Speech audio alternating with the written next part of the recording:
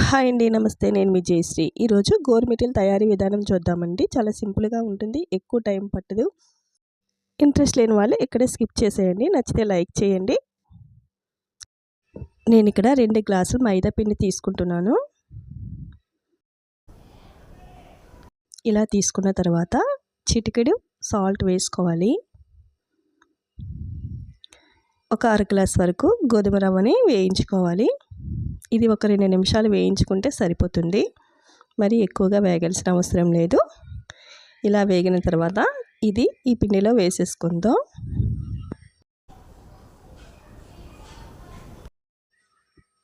ఈ రవ్వను పిండిను ఇలా కలుపుకున్న తర్వాత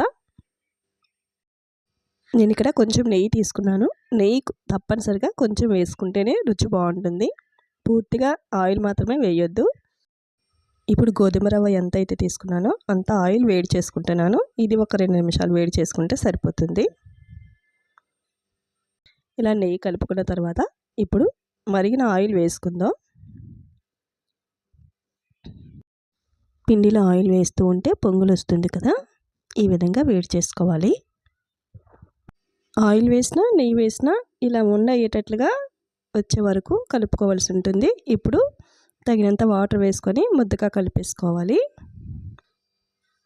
ఇలా రెడీ చేసుకున్న తర్వాత చిన్న చిన్న బాల్స్లా చేసుకొని ఇలా చేతి మధ్యలో పొడవుగా చేసుకొని 2 వేళ్ళకి మధ్యలో ఈ డిజైన్ వచ్చేటట్లుగా బటన్ వేలు నొక్కుంటూ చేసుకోవాల్సి ఉంటుంది.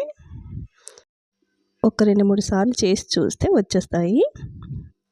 ఇలా రెడీ చేసుకున్న తర్వాత కళాయిలో ఆయిల్ వేడెక్కిన తర్వాత ఒక్కొక్కటిగా వేసేసుకోవాలి. ఆయిల్ మరీ ఎక్కువగా వేడెక్కకుండా వేసేసుకోవాలి. ఇలా నెమ్మదిగా బబుల్స్ వస్తూ ఉంటే సరిపోతుంది. పైన మాడిపోతూ ఉంటాయి, లోపల ఉడకకుండా అయిపోతూ ఉంటాయి. అలా కాకుండా మధ్య మధ్యలో స్టవ్ హైలో పెట్టుకుంటూ వీటిని కొంచెం ఎక్కువ టైంలోనే వేయించుకుంటే చాలా మంచిది.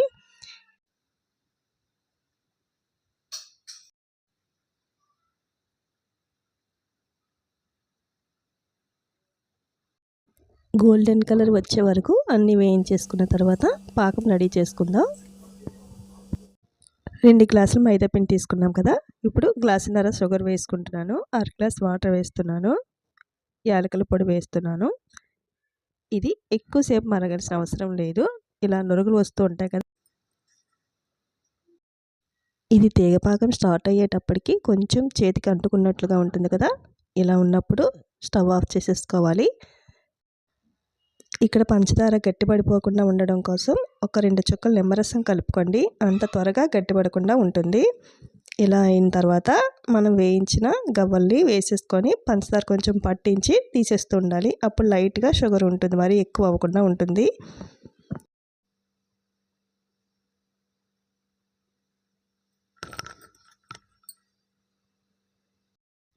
నిమ్మరసం వేసాం కదా, అంత త్వరగా పంచదార గట్టిపడిపోదు.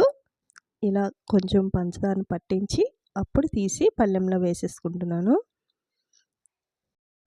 ఇప్పుడు ఇవన్నీ పైకి కిందకి కలుపుకుంటే మనకి పంచదార ఎంత కావాలో అంత మాత్రమే పడుతుంది, ఎక్కువ తక్కువ లేకుండా.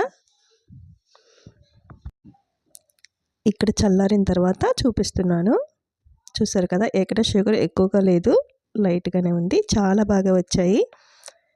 స్వీట్ ఎక్కువగా ఉండడం ఇష్టం లేని వారు ఇలా చేస్తే ఎక్కువ పట్టకుండా కొంచెం మనకి ఎంత కావాలో అంతవరకు మాత్రమే పడుతుంది. బాగా వస్తాయి ఇలా చేస్తే. నచ్చిందండి నేను చేసిన రెసిపీ? నచ్చితే లైక్ చేయండి, సబ్స్క్రైబ్ చేసుకోండి, బెల్ ఐకాన్ ఆన్ ఉంచుకోండి. Thanks for watching.